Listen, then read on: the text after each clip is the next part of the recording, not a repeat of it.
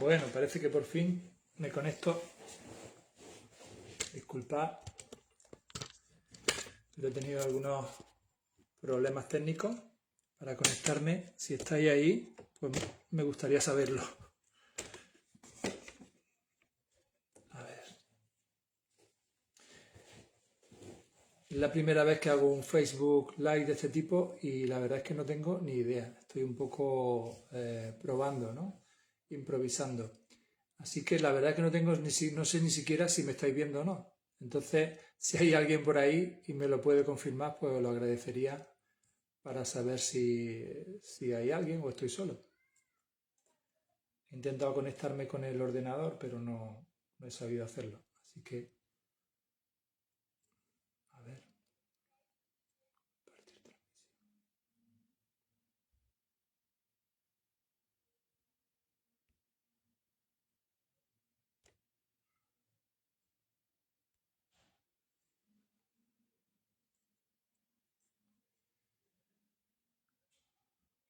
A ver, vamos a esperar un poco. No sé si es que...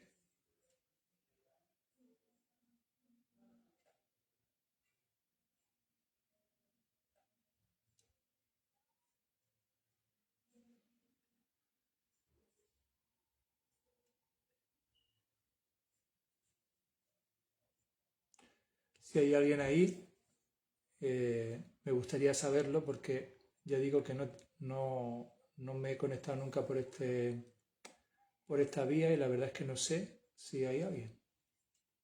Si esto está saliendo en directo o no.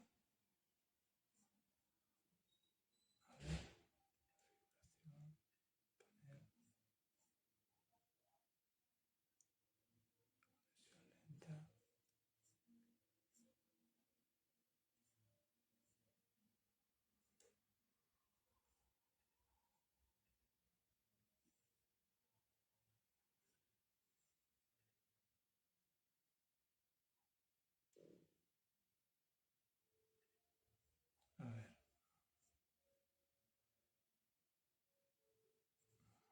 qué desastre. O sea, no sé si me estáis viendo, ahora parece que sí, que hay alguien por ahí. Os agradecería a los que estéis entrando si podéis poner...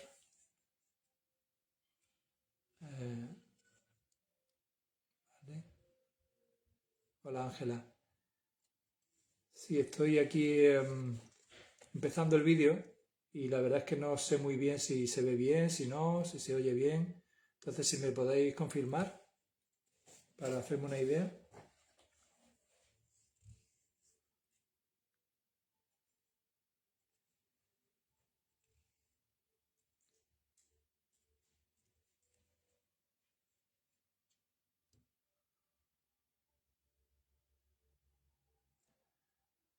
Si las personas que estáis viendo el vídeo, si me podéis confirmar si se ve. Sí, todo bien, ¿no? Vale, estupendo. Hola, Cris. Muy bien. Bueno, pues voy a ir empezando. Entonces, no sé si iráis entrando y saliendo un poco. Ya digo que es la primera vez que hago este tipo de conexión y bueno, pues soy un poco novato. Así que, nada. Si queréis hacerme alguna pregunta de las cosas que vaya hablando, pues por supuesto podéis hacerla. Tampoco sé muy bien si se grabará, así que soy un poco loquete con esto. Pero bueno, parece que los comentarios vuestros van apareciendo, así que me vais informando de lo que surja. Si hay algún problema, pues os agradezco que me lo digáis, ¿no?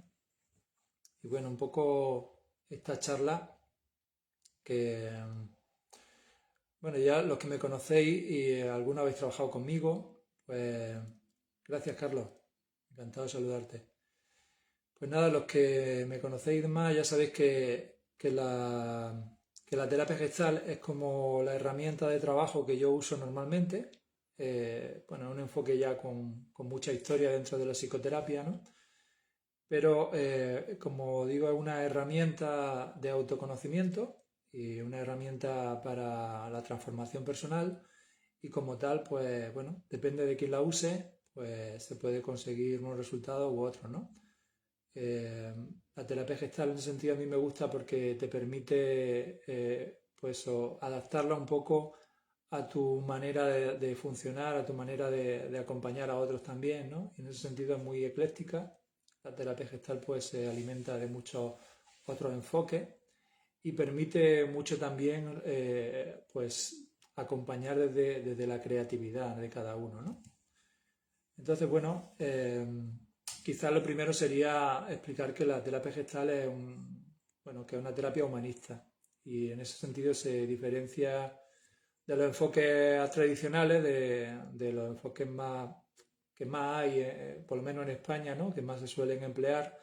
En España, sobre todo, es la terapia cognitivo-conductual, es la que más se enseña en las universidades y, por lo tanto, luego en los despachos, ¿no? Es lo que más suele haber, ¿no? También en los centros de salud mental.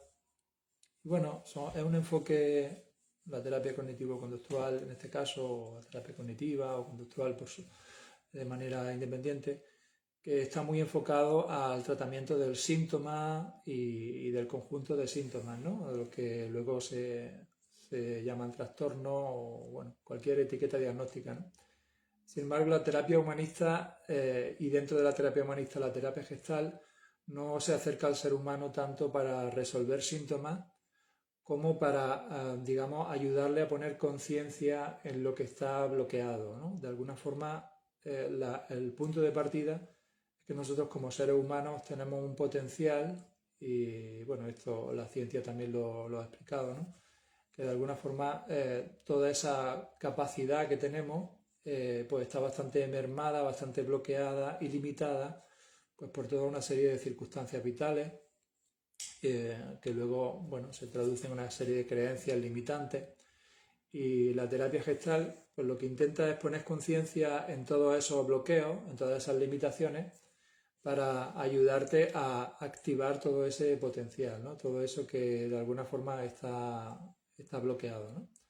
Entonces, para este enfoque, bueno, para mí también, ¿no? El síntoma no es el problema. A pesar de que la mayoría de la gente que acude a consulta suele acudir por algún síntoma en concreto, que puede ser un síntoma individual o un síntoma relacional, ¿no? En relación con tu trabajo, con alguien en concreto, con tu pareja, con tu hijo.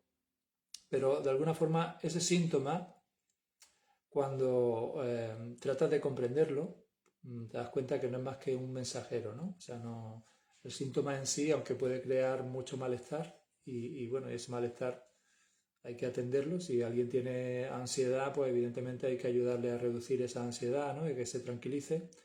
Pero de alguna forma entender que esa ansiedad no es el problema. Y este es uno de los grandes problemas que hay hoy en día, ¿no?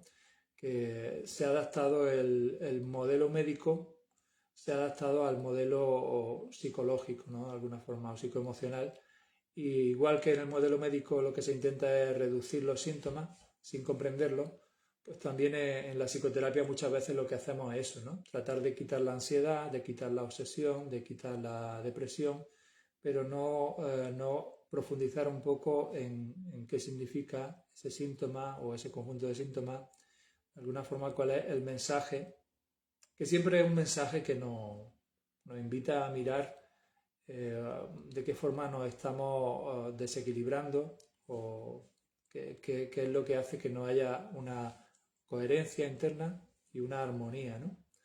Coherencia entre los tres centros, ¿no? Entre una parte más cognitiva, intelectual, el centro intelectual, una parte más emocional y una parte más física o volitiva, ¿no? Entre el pensar, el sentir y el querer, ¿no? Normalmente la mayoría de las personas suelen tener, digamos que, una desconexión entre estos tres centros o una incoherencia, ¿no?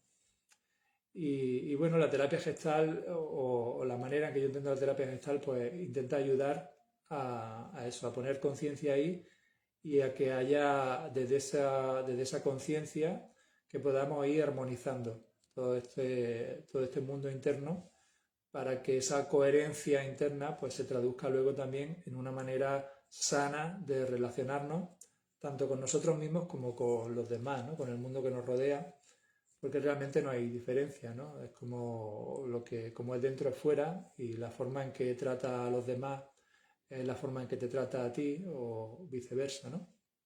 Esto con sus matices, evidentemente.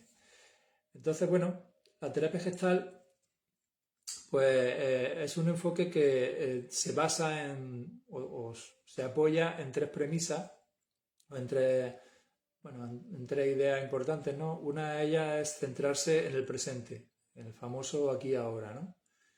Es decir, aunque nosotros podamos tratar de comprender lo que pasó en nuestro pasado, tratar de sanar la infancia, ¿no? y etapas posteriores, siempre intentamos que ese recuerdo o esa revisión del pasado eh, focalizarlo en el presente, cómo está presente, ¿no? De qué forma ese pasado se hace presente.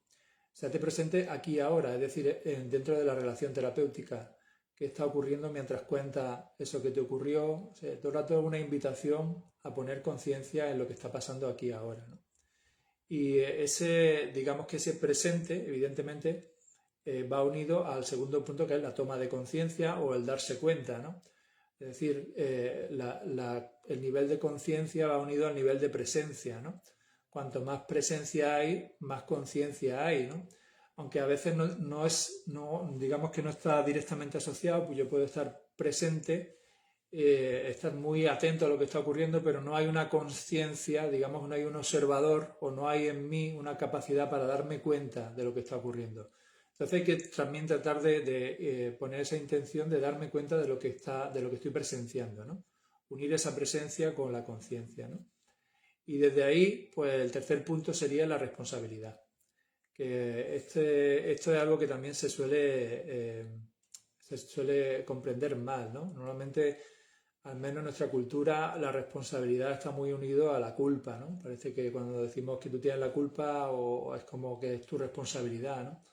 Y realmente desde este enfoque no tiene nada que ver, ¿no? La responsabilidad, en inglés, responsibility, significa la capacidad de respuesta, ¿no? O la habilidad que tenemos para responder, ¿no? Entonces, todos nosotros tenemos una capacidad de respuesta limitada, en el sentido de que nos hemos identificado con una serie de respuestas que hemos ido, repitiendo a lo largo de nuestra vida, y esa identificación con esa serie de respuestas que se han ido reforzando es lo que acaba conformando la personalidad o el carácter, o a mí me gusta llamarlo el personaje, ¿no?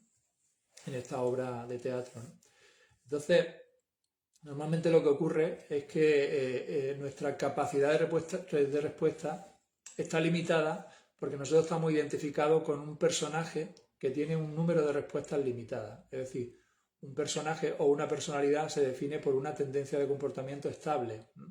Si yo soy bueno, eso limita mi capacidad de respuesta porque no puedo ser malo. O si yo soy cariñoso, pues no puedo ser frío, ¿no? Por ejemplo, soy cálido, no puedo ser frío, ¿no? Entonces, desde ese punto de vista, digamos que la identidad, el personaje que hemos creado, básicamente lo que hace es disminuir nuestra responsabilidad. Y en el sentido de capacidad de respuesta para gestionar nuestra vida.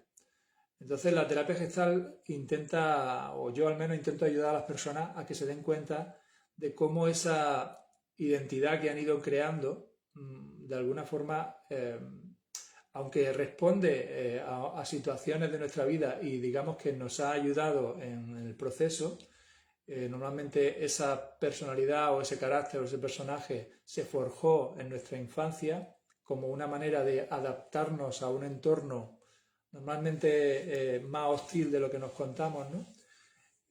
Más que nada porque cuando nosotros tuvimos que adaptarnos a ese entorno, nuestros recursos eran limitados, éramos pequeños, el mundo era muy grande y de alguna forma nuestra capacidad de respuesta sí estaba limitada por cuestiones evolutivas, ¿no? Entonces, las respuestas que dimos para adaptarnos a ese entorno dentro de nuestra limitación, pues en la medida en que satisfacían más o menos nuestras necesidades básicas, ¿no? De afectivas, de seguridad, de reconocimiento, en fin, necesidades de sentirnos incluidos dentro del sistema familiar normalmente, pues bueno, esas necesidades, en la medida en que se vieron medianamente satisfechas, pues la respuesta que dimos para conseguirlo se reforzó, ¿no? Y eso hizo que, por ejemplo, si, si yo cuando era pequeño, por ejemplo, yo pertenezco a una familia numerosa, ¿no? Y entonces la atención que había de mis padres pues era también muy limitada y había que buscarse la vida para que te prestaran atención, ¿no? Entonces, bueno, cada uno de mis hermanos pues buscó una manera distinta de conseguir esa atención, ¿no? Entonces, esa forma que, o esa respuesta que uno va dando desde su creatividad para conseguir eso que necesita, cuando se refuerza, la siguiente vez tiende a repetirse, ¿no? Entonces, si yo, por ejemplo, pues en vez de llamar mucho la atención siendo revoltoso, pues lo que hice fue callarme e intentar tranquilizarme, esto que se llama ser introvertido o ser tímido o la introversión, eso hizo que mi ansiedad se redujera, pues esa respuesta se reforzó y de esa forma fui creando un carácter, ¿no? O una personalidad con ciertos rasgos estables, como la introversión, ¿no? Esa introversión que a mí me ayudó en un momento de mi vida, a lo largo del resto del proceso evolutivo, se convirtió en una limitación porque evidentemente esa respuesta era adecuada para aquel momento, pero no para el resto de situaciones evolutivas a lo largo de mi vida. Entonces, desde este enfoque lo que intentamos es ayudar a la persona a que se dé cuenta cómo sigue aplicando respuestas que se reforzaron en etapas previas, pero que ya no funcionan. Y cuando tú aplicas una respuesta que no funciona, lo que suele ocurrir es que aparecen los síntomas. Entonces, fíjate cómo se va uniendo todo, ¿no? Entonces, esos síntomas que desde el enfoque médico y desde muchos enfoques psicológicos y psiquiátricos ven como el problema, no son más que una consecuencia de la identificación con una personalidad o con un personaje, ¿no? Que hace que nuestra respuesta, pues, o nuestra capacidad creativa, nuestra responsabilidad esté limitada, ¿no? Entonces, desde este enfoque de la terapia gestal, bueno, pues lo que intentamos es, a través de poner conciencia en lo que está pasando en la relación terapéutica, ahí el terapeuta se pone al servicio de esa toma de conciencia, un poco desde la práctica, ¿no? Desde el tiempo que llevamos dedicándonos a esto, pues digamos que somos capaces de ver con más claridad lo que está ocurriendo, también porque nuestra implicación es menor, evidentemente estamos acompañando a esa persona, no estamos hablando de nosotros.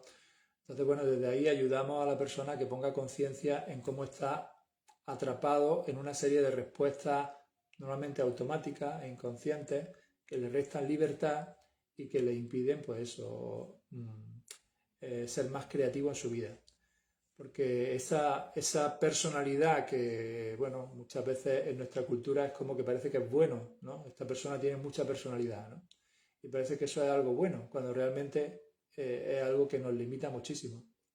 ¿Qué pasa? Que realmente en nuestra cultura nos gusta que el resto del mundo sea predecible.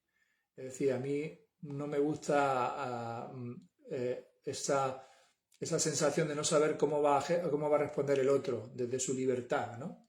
Porque yo necesito controlar el mundo y entonces necesito, como de alguna forma vivimos en este mundo alimentado por el miedo, ¿no?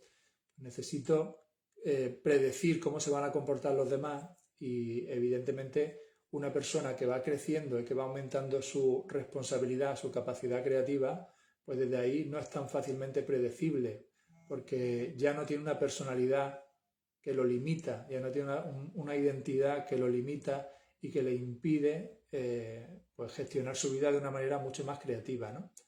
Que de alguna forma es lo que le da sentido a la vida, ¿no? Ejercer esa creatividad es como un proceso evolutivo. En la medida en que nuestra evolución se ve frenada por la identificación con una personalidad, la vida empieza a dejar de tener sentido, porque el sentido primigenio de la vida es la evolución. O sea, todo sigue un proceso evolutivo. Pero nosotros corremos el riesgo de quedarnos atrapados en esa identidad y de seguir metas que realmente no responden al patrón evolutivo, al programa evolutivo, sino que responden a carencia de etapas previas, de esa infancia en la que de alguna forma, aunque conseguimos encontrar una personalidad que nos ayudó a adaptarnos a ese sistema familiar y que nos ayudó a sobrevivir, hubo muchas carencias, muchas necesidades o no satisfechas o mal satisfechas, ¿no?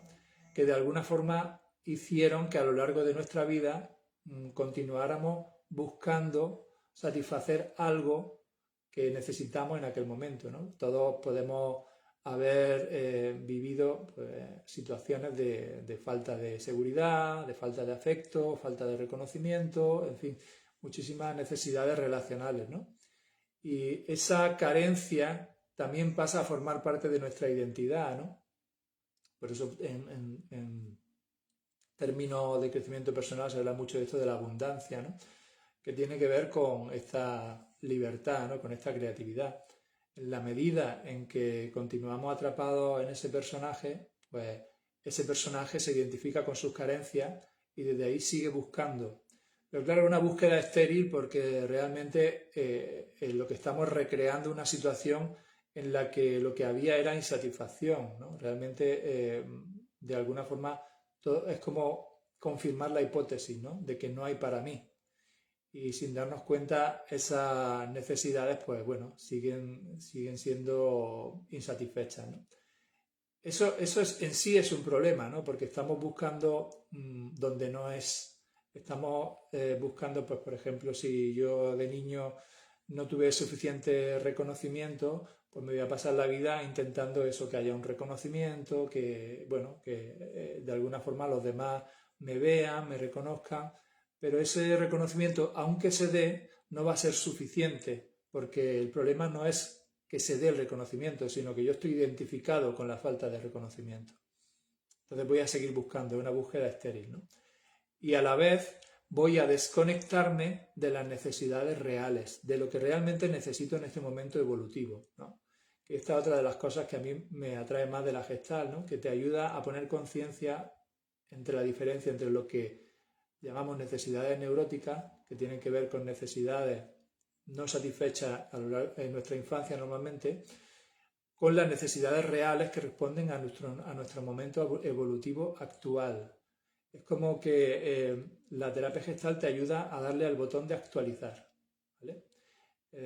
Al actualizarte tú te puedes dar cuenta que realmente ya no hay en ti esa necesidad de afectiva o esa necesidad de seguridad, sino que tú ya has crecido, estás en otro momento y evidentemente este momento requiere otras cosas distintas. Por poner un ejemplo, es como si cuando yo era niño tuve poco, me dieron un poco de mamar, ¿no? Y de alguna forma tuve esa fijación en el sentido de buscar esa nutrición como de una manera simbólica, ¿no? A la madre.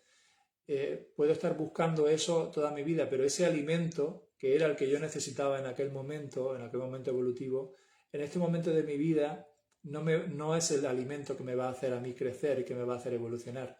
Yo necesito otro tipo de nutrientes distintos, pero al estar fijado con esa carencia, pues sigo buscando ahí y no atendiendo a lo que realmente necesito.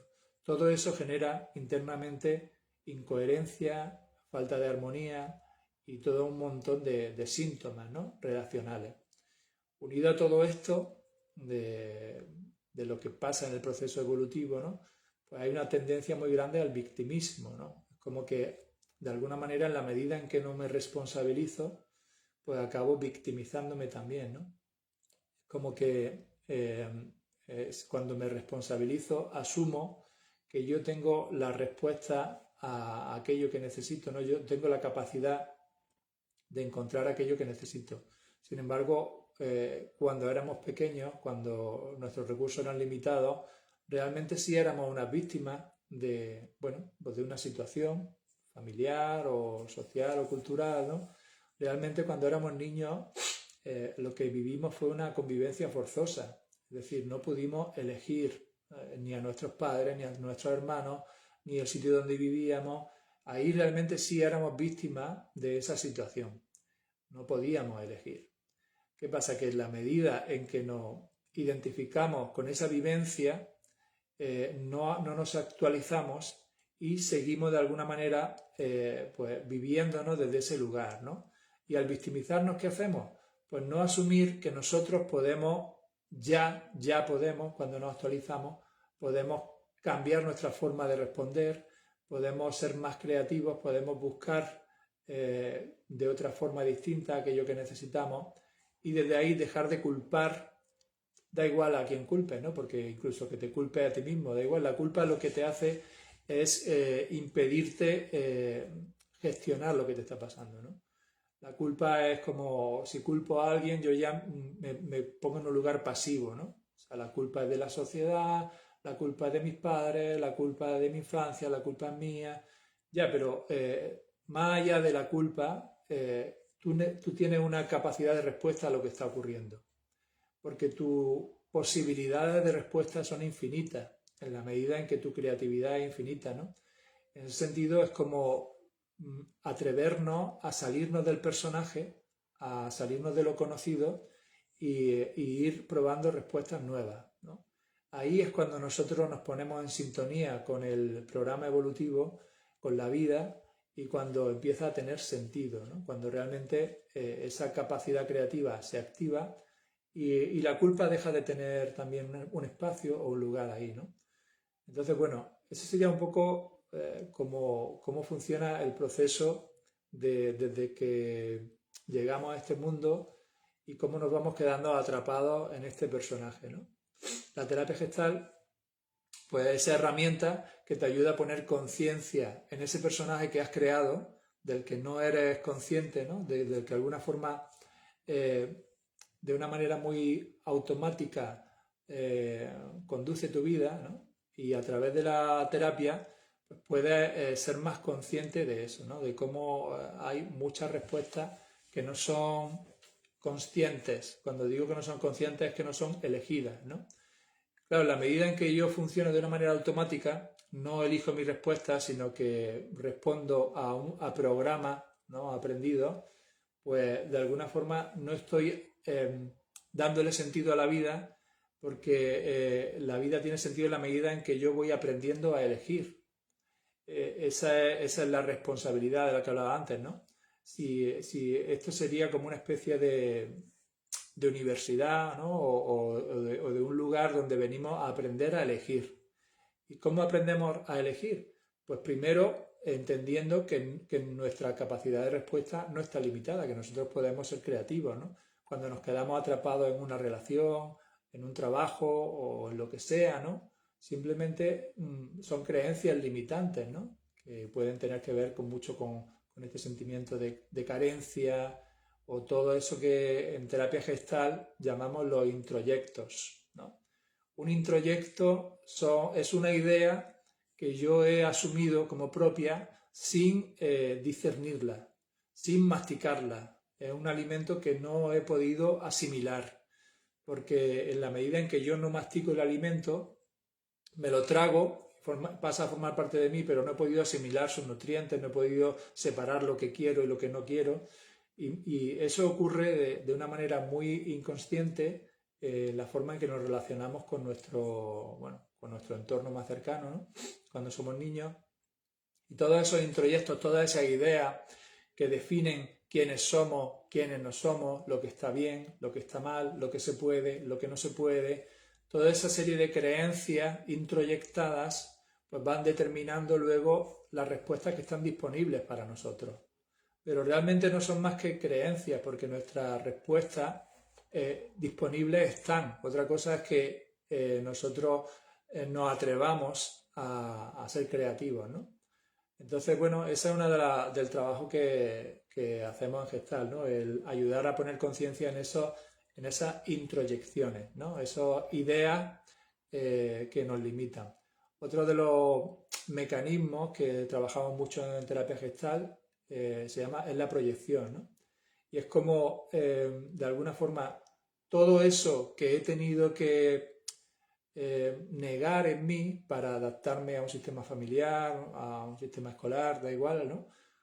Todo eso que yo he tenido que apartar de mi conciencia porque no se adaptaba a lo que se esperaba de mí, sigue formando parte de mí, Si, por ejemplo, yo he tenido que ser un niño bueno o eso me ha funcionado para conseguir más atención, toda esa parte mía más traviesa, más perversa o más, incluso más maligna, ¿no? En un momento dado, toda esa parte mía o esas respuestas potenciales que estaban en mí, al no estar, al no formar parte de mi identidad, no son conscientes, ¿no?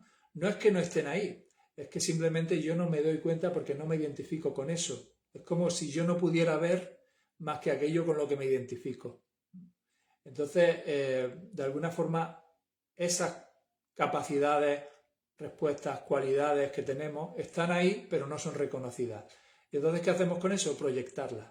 Las proyectamos hacia afuera. De alguna forma, toda esa serie de creencias limitantes, también creencias respecto a nosotros. Si yo, por ejemplo, digamos que no soy capaz de ver esa parte mía más perversa, pues la proyecto hacia afuera y la juzgo, ¿no? Puedo señalar que alguien lo es, ¿no? Entonces, esa proyección muchas veces lo que hace es, cuando se hace consciente, es permitirte reconocerte en el otro. Esto que muchas veces en términos espirituales, esto de que somos uno y que es una gran verdad, ¿no? Pero que tiene que ver mucho con esto, ¿no? Es decir, el otro o lo que yo veo del otro no es más que lo que está negado en mí, no es solo lo que está negado en mí, ¿no?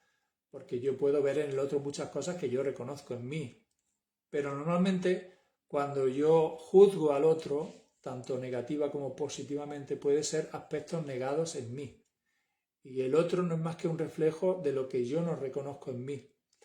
Y muchas veces el trabajo, cuando trabajamos en grupo o con parejas, ¿no? Tiene que ver con eso que en Gestalt se le llama las partes alienadas, ¿no? Es rescatar o recobrar eso que está alienado, recuperar todos esos aspectos que yo pongo fuera, pero que están en mí también, ¿no?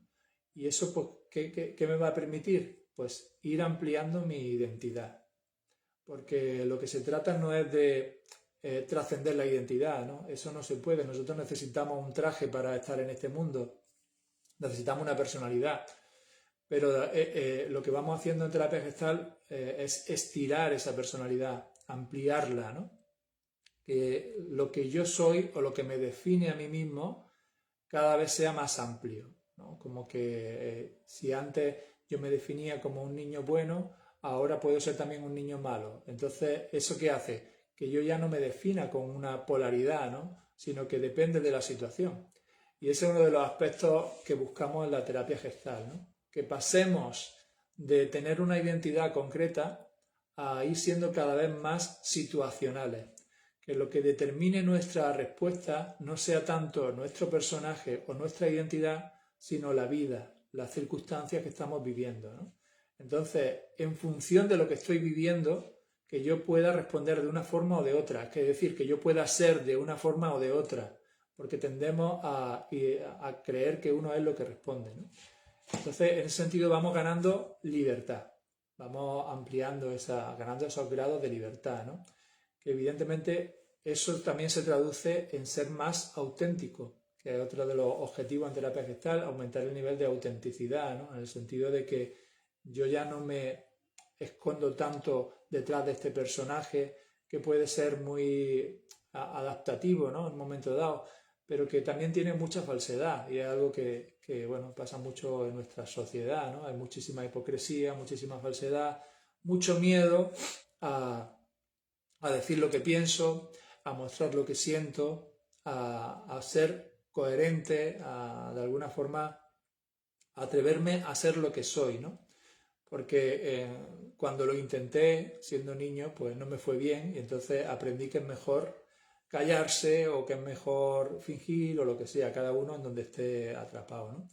Entonces la terapia gestal busca aumentar esa autenticidad, esa capacidad de ser auténtico en la forma de relacionarte con tu mundo, contigo, y desde ahí todo eso lo que va consiguiendo es que vaya aumentando tu nivel de conciencia. Es decir, que en la medida en que te vas permitiendo cada vez más responder de una manera más libre, ser más auténtico, tu capacidad de darte cuenta de lo que está ocurriendo o tu cosmovisión, tu campo de visión se va ampliando. Porque cuando tú estás atrapado en una identidad solo puedes ver eso con lo que te identifica. En la medida en que va ampliando todo aquello con lo que identificas, tu campo de visión también va aumentando. Y tu nivel de conciencia va aumentando también, ¿no? Y eso va haciendo que la vida vaya teniendo más sentido desde este programa evolutivo, ¿no? Bueno, es un poco así a grosso modo lo que quería compartir.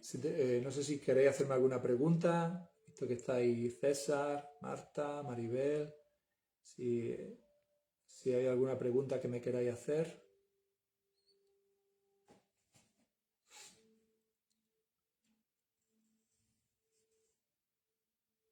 No hay preguntas, se ve que lo he explicado súper bien.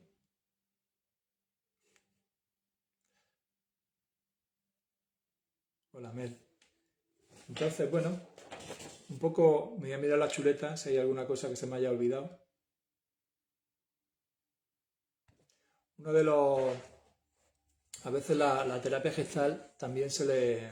Digamos que la herramienta dentro de la herramienta, porque la terapia gestal en sí es una herramienta, ¿no? Es un medio para liberarte. Y una de las intervenciones más habituales es la de la silla vacía, ¿no? Como la más famosa dentro de la terapia gestal.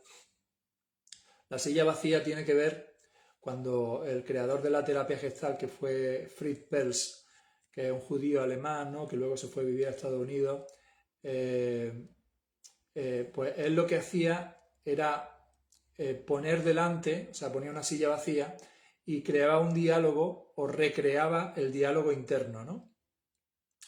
Entonces, ese diálogo interno es algo que está presente en todos nosotros. Es decir, nosotros muchas veces creemos que somos uno y esto genera mucha confusión, ¿no?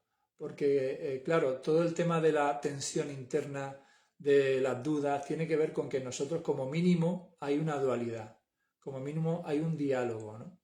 Ese diálogo interno, desde la terapia gestal, como se entendía, era como una parte autoritaria, como el que manda, ¿no? Y otro que es el que recibe las órdenes, ¿no? Que es como el padre y el niño, la madre y el niño, ¿no? Y ese diálogo interno, muchas veces lo que hacemos es interiorizar lo que hemos vivido en nuestra infancia, ¿no? Entonces, si hemos tenido padres muy autoritarios, muy severos, nosotros pues, tendemos a ser así con nosotros, a hablarnos de ese modo, ¿no? Entonces, muchas veces lo que intentamos es hacer consciente, a través de esta dramatización, ¿no? Hacer consciente ese diálogo interno y ayudar a la persona a entender que esa tensión o ese malestar que está viviendo responde a esa falta de entendimiento entre esas partes en diálogo, ¿no? De esa manera, pues muchas veces a través de esa silla vacía, cuando una persona tiene un problema con alguien incluso, ¿no? Puede ser un problema interno con aspectos nuestros que no están en armonía, o puede ser un problema con otra persona, ¿no? Muchas veces ese problema que tenemos con otra persona o esa otra persona responde a un aspecto nuestro interior, ¿no? Cuando dramatizamos ese diálogo, le pedimos a la persona que ponga delante a esa persona con la que tiene dificultad y que le diga pues, lo que necesite decirle. Luego le pedimos que cambie de sitio y que se imagine que es la persona a la que le está diciendo eso, que se lo deje sentir y que responda. Y se va intercalando esos roles, ¿no? Ahí muchas veces lo que ocurre es que uno se da cuenta que ese diálogo externo, ¿no? Responde a un diálogo interno, a algo que me pasa a mí conmigo, ¿no? En la medida en que yo voy aprendiendo a aclarar ese diálogo interno, yo voy aprendiendo cada vez más a estar en paz conmigo, a tener una buena relación conmigo, y cuando digo conmigo no es con un yo, sino con todas las partes que están en conflicto internamente, que haya en mí un nivel de conciencia que me permita darme cuenta de ese diálogo interno y que me permita escuchar con calma pues normalmente lo que son necesidades en conflicto, ¿no? Y que yo pueda entender que en mí hay una parte que necesita una cosa y hay otra parte que necesita otra. Y lo que hay que buscar es un principio de entendimiento o un principio de acuerdo interior. en la medida en que yo voy siendo capaz de encontrar un acuerdo interior entre las necesidades en conflicto que tengo, pues eso se va traduciendo en una armonía interna, en una coherencia interna, de manera que no hay una lucha interior, sino que, bueno, pues hay una alternancia, por ejemplo, ¿no? Entre una parte mía que necesita una cosa, bueno, me lo permito en ese momento, y luego hay otra que necesita poner orden o poner límites, y en ese momento los pongo límites. Por poner un ejemplo, pues por ejemplo, si yo hay una parte mía que necesita, pues eso, ser muy visible, que necesita mucha atención, y entonces cuando estoy con mis amigos soy el centro y demás, ¿no?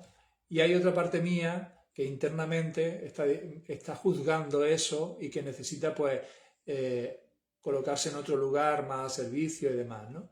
Yo puedo darme cuenta de ese diálogo interno y permitirme, hasta cierto punto, esa necesidad de ser el centro o lo que sea, ¿no? Pero con conciencia, ¿qué significa?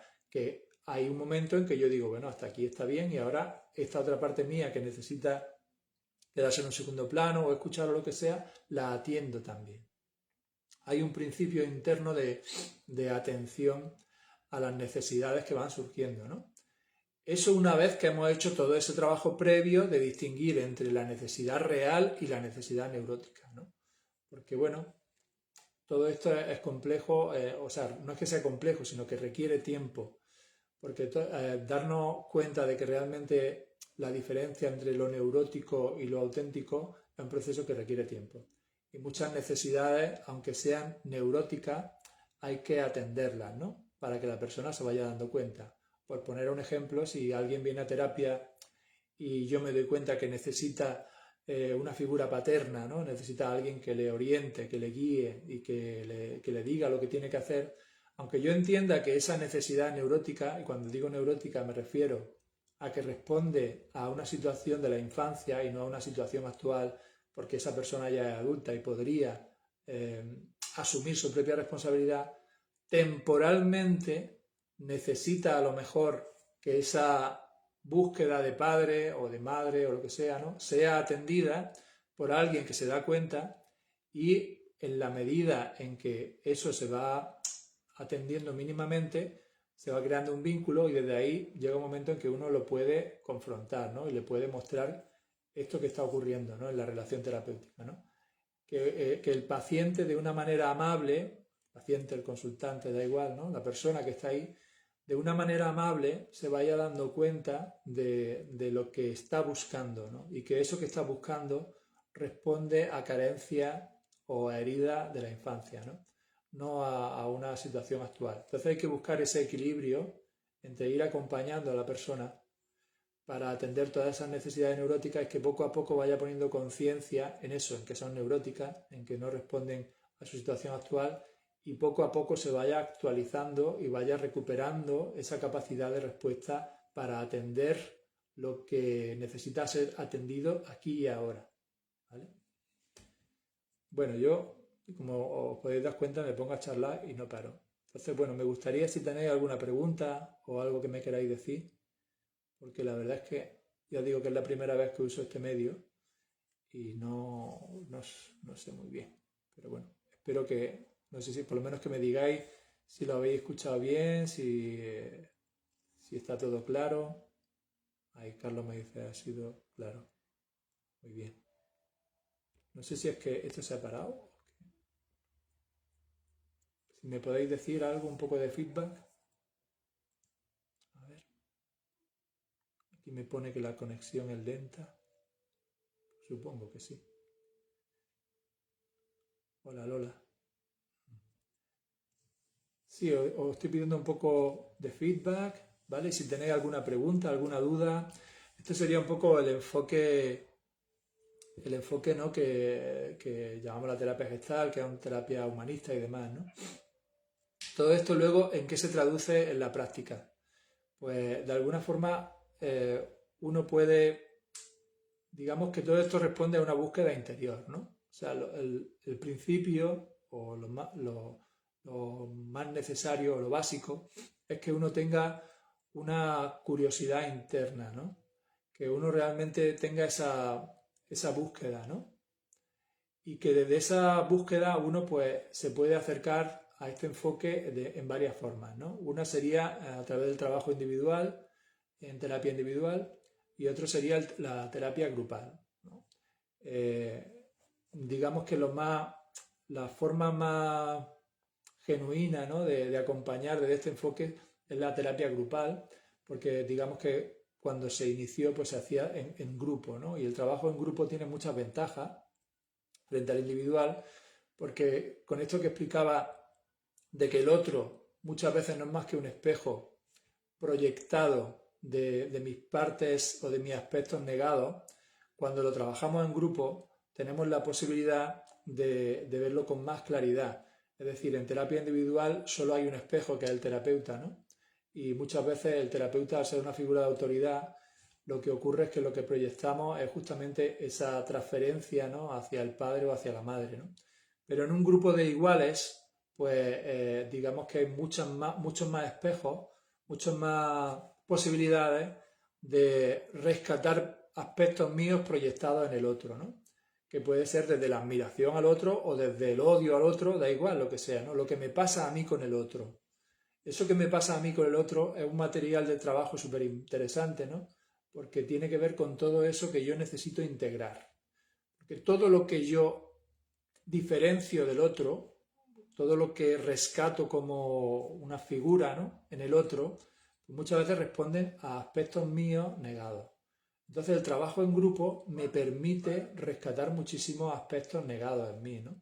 Y además el otro también me usa a mí, por lo cual me ayuda a mí a poner conciencia también en aspectos que ni siquiera sabía que estaban ahí, ¿no? Como cuando digo aspectos, son potencialidades, respuestas potenciales, que no están activadas, que están negadas por exigencias del guión, ¿no? Entonces el grupo te ofrece muchas posibilidades de autoconocimiento, ¿no? Y evidentemente también te ofrece pues tener, digamos, una sensación de comunidad o de grupo en esta búsqueda, ¿no? Es decir, darte cuenta de que lo que a ti te pasa no es tan raro ni tan especial y que hay muchas otras personas que están en el mismo lugar que tú, en esa búsqueda, en ese intento de comprender y de sanar las heridas, ¿no? Entonces el grupo aporta mucha riqueza, ¿no? Y para mí, cuando digamos que yo compagino mi labor en terapia individual y en terapia grupal, las dos me gustan, ¿no? Pero de alguna forma el grupo ofrece muchas más posibilidades que la terapia individual, ¿no? A ver, aquí Ana me dice, ¿cómo hacer si en una sesión de pareja una de las partes abandona las sesiones? Diferentes momentos, terapeutas diferentes. ¿Cómo hacer si en una sesión de pareja una de las partes abandona las sesiones? ¿Cómo hacer? Pues de alguna forma, si una de las personas abandona las sesiones, pues habría que ver qué ha ocurrido, ¿no? Habría que tratar de comprender por qué abandonan las sesiones, ¿no? Normalmente en la terapia de pareja siempre suele haber una persona que es la que está más implicada, ¿no? La que tiene, o que puede ser que sea como la que se da más cuenta de lo que está ocurriendo y asume el rol de, bueno, más activo en esa sanación, ¿no? O puede ser que esté ocupando el rol de perseguidor, ¿no? Que más que tratar de poner conciencia o de sanar la relación, que esto es muy típico también, ¿no? Que venga a terapia a, digamos, a confirmar que la culpa es del otro, ¿no? Y bueno, esto es algo muy habitual, ¿no? Que en las terapias de pareja, pues básicamente lo que se hace, o lo que hacen muchas parejas es tratar de echar un pulso a ver quién tiene razón, ¿no?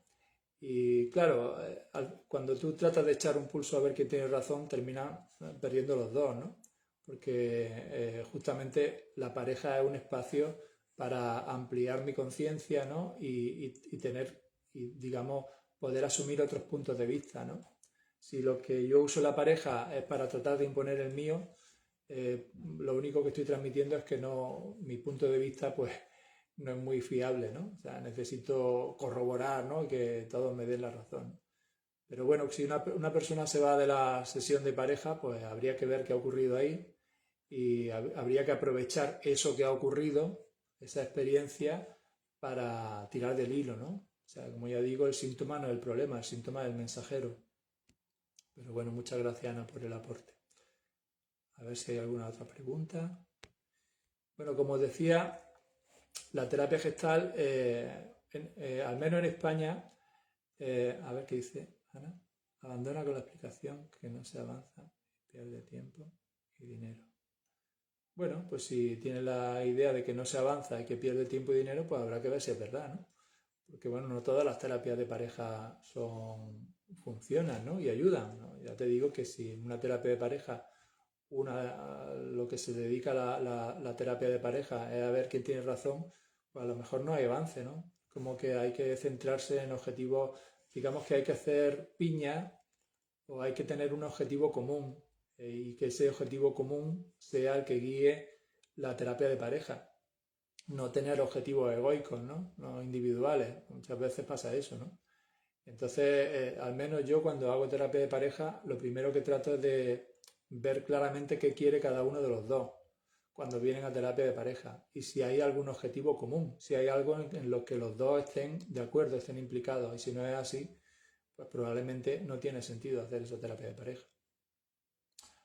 Como decía entonces, la terapia grupal en España al menos pues se hacen existe la Asociación Española de Terapia Gestal y hay muchísimas escuelas a lo largo de, bueno, de todo el territorio, ¿no? Afortunadamente la terapia gestal está en un momento muy bueno, ¿no? Es como que hay cada vez más personas que se acercan y que tienen experiencias positivas, bueno, tanto grupales como individuales, y de alguna forma creo que esto responde a una necesidad actual, ¿no? Que no es tanto de resolver síntomas, que es un poco el modelo médico o el modelo anterior, sino que hay una necesidad actual, planetaria, de alguna forma, de introspección, ¿no? Estamos en un momento en el que no sirve de nada ponerte la tirita o tomarte el ibuprofeno, ¿no? Es un momento de tratar de comprender qué está ocurriendo y de ir a las bases de bueno, de esos problemas relacionales con uno mismo, con los demás, ¿no? Y la terapia gestal es una herramienta que ayuda mucho a eso, ¿no? Es como un medio muy potente para ayudarte a poner conciencia en todo eso, ¿no? Además, cada uno a su ritmo, ¿no? Tiene esa... Mmm, acoge a cada persona en su momento evolutivo, ¿no? Entonces, los que están interesados en hacer este trabajo grupal, pues nosotros en nuestra escuela en Córdoba tenemos una formación que, bueno, igual que la mayoría de las escuelas que hay, pues se divide en 3 cursos que son consecutivos, ¿no? Como un poco más de 3 años, ¿no? Pero que son consecutivos pero independientes entre sí. Entonces, normalmente, pues la formación en gestal está enfocada tanto a personas que quieren conocerse a sí mismas, que son la mayoría, ¿no? Esos buscadores de la verdad, ¿no? Y que están un poco en esta línea de tratar de comprender, de tratar de conocerse a sí mismos. Y también está enfocada a personas que quieren aprender a acompañar a otros, ¿no? A acompañarlos en sus procesos pues de transformación personal, de autoconocimiento. Personas que están de alguna forma implicadas en la relación de ayuda, con todas sus facetas, ¿no? Porque somos muchos los que nos atrae este mundo porque hay una vocación de ayuda, ¿no? Algo que surge de dentro de querer ayudarnos y ayudar, ¿no? Porque básicamente es lo mismo, ¿no? Muchas veces yo digo que no se trata de ser terapeuta, sino de ser terapéutico, ¿no? Y hay personas que no conocen las técnicas, no son terapeutas, pero son terapéuticos, porque la forma en que se gestionan a sí mismos y que se relacionan con los demás en sí ya nos ayudan a nosotros a sanar, ¿no? Entonces, bueno, la formación en terapia gestal, como decía, pues está enfocada a personas que quieren conocerse y a personas que quieren también mejorar su manera de acompañar en los procesos de relación de ayuda, ¿no? En la relación de ayuda. Y no es solo para psicólogos o para terapeutas, sino para cualquier persona que está un poco en esa línea del autoconocimiento. Vale, voy a ver si tenéis alguna pregunta más. Vale, Ana, comprendo. Estupendo. No sé si tenéis alguna pregunta que me queráis hacer.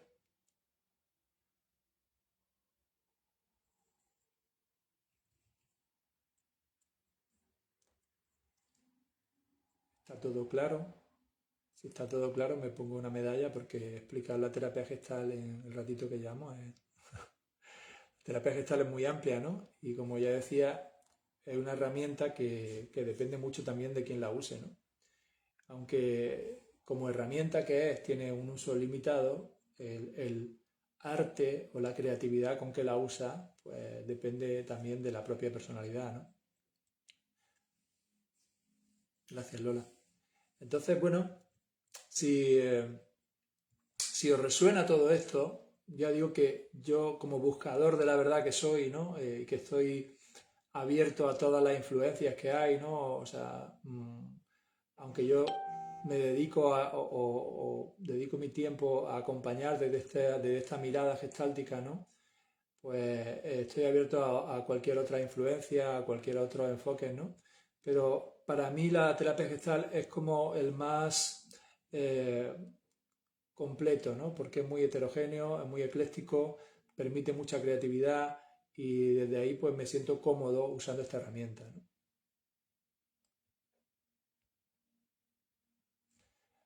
¿Qué diferencia hay entre la gestal y las terapias conductuales? Bueno, lo explicaba al principio, ¿no? Las terapias conductuales o las terapias cognitivo-conductuales, ¿no? Están muy enfocadas a resolver síntomas o conjuntos de síntomas, trastornos, además, ¿no? Y normalmente, pues, dedican mucho tiempo al diagnóstico de esa sintomatología, a poner etiquetas y a usar protocolos para resolver esa etiqueta diagnóstica, ¿no? A reducir la sintomatología. Esto está copiado del modelo médico. Y bueno, aunque es necesario, porque evidentemente cuando una persona está sufriendo hay que ayudarla y hay que atenderla, es como que de una manera humanista, evidentemente, si alguien está sufriendo hay que intentar ayudarlo a reducir ese sufrimiento en el menor tiempo posible, pero muchas veces si nos quedamos solo en reducir la sintomatología, no hay una comprensión profunda de lo que ha generado esa sintomatología. Esa comprensión profunda necesita una revisión de toda nuestra experiencia a través de una mirada centrada en el presente, ¿vale? No es una revisión histórica, sino una revisión de todo lo que hemos vivido desde esta mirada que se centra en lo que ocurre aquí y ahora en la relación terapéutica. Entonces, esa mirada centrada en el presente es la que te ayuda a comprender cómo todas esas vivencias han ido creando esta manera de relacionarte, esta manera de ser, este personaje que tú has creado, ¿vale? Y de esa forma, de esa comprensión de cómo estás atrapada en este personaje, pues tú puedes ir, digamos, cambiando tu forma de ser y por lo tanto tu forma de generar sufrimiento. Porque cuando somos niños el sufrimiento viene de fuera, pero cuando somos adultos el sufrimiento nos lo creamos nosotros. El entorno nos puede hacer daño, pero no nos genera sufrimiento. El sufrimiento es un producto nuestro, ¿no? que individual, ¿no? Cada uno se genera sus propios sufrimientos, ¿no? Y por lo tanto su propia sintomatología, ¿no? Sin embargo, tendemos a culpar y eso pues nos quita la responsabilidad, un poco lo que explicaba al principio, ¿no? Ángela, ¿la terapia gestal tiene cierta correlación con mindfulness? Lo digo por lo que has comentado de aquí a ahora y la presencia. Bueno, evidentemente el mindfulness o la meditación se complementa con la terapia gestal, ¿no?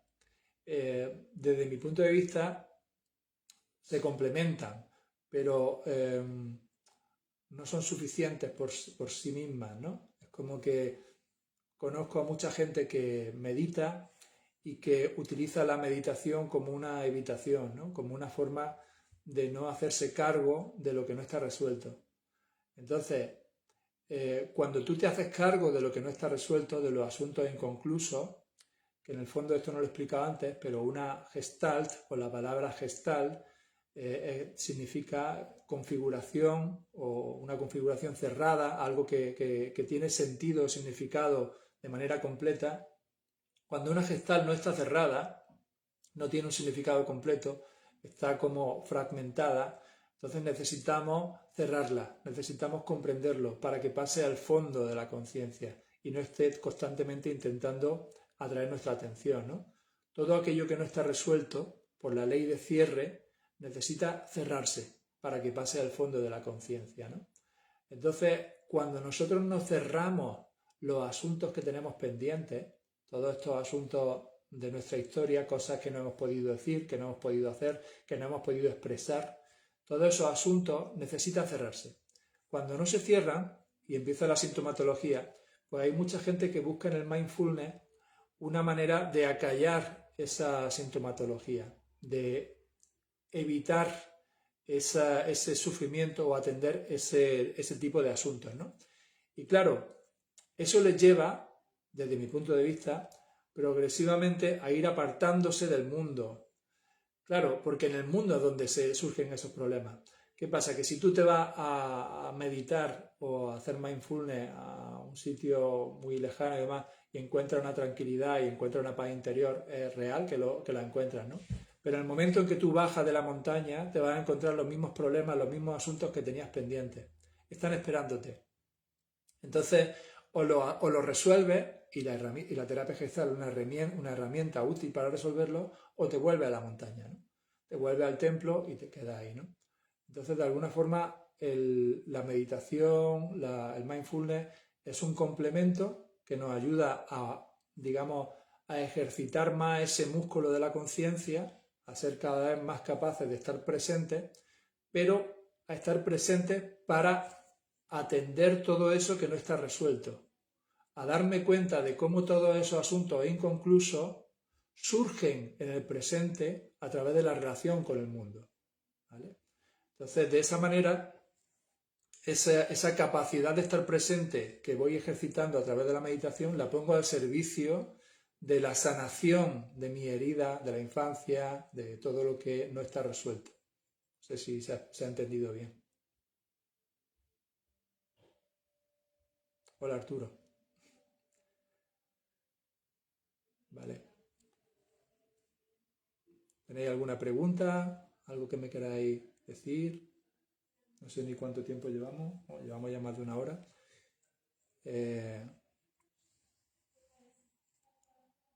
¿Tenéis alguna pregunta? ¿Algún feedback? Gracias, muy interesante. Gracias a ti.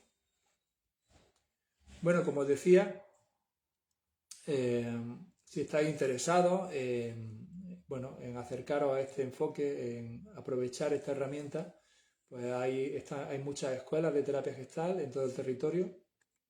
La nuestra está en Córdoba y bueno, hacemos esta formación en terapia gestal que se inicia ahora en octubre, por si alguien está interesado. Y bueno, pues se puede poner en contacto conmigo y buscaremos la forma, ¿no?, de poder dar inicio a eso. Si no, estáis fuera y a lo mejor pues os interesa hacer más un acercamiento individual, pues también en nuestra escuela pues somos un equipo de psicoterapeutas y bueno, pues hacemos sesiones online, no tienen por qué ser presenciales, ¿no? Afortunadamente, de las pocas cosas buenas que nos trajo todo esto del 2020 fue la posibilidad de hacer trabajo online, ¿no? Me coge lejos. Bueno, muchas gracias a todos por haber estado ahí escuchándome. Si tenéis alguna pregunta, pues os la respondo.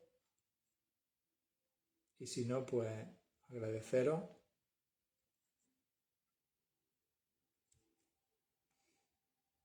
No sé ni siquiera si esto se habrá grabado. Espero que sí, porque algunas personas me lo han pedido.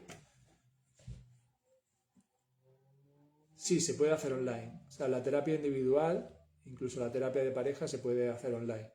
Lo que no se puede hacer online es la terapia grupal.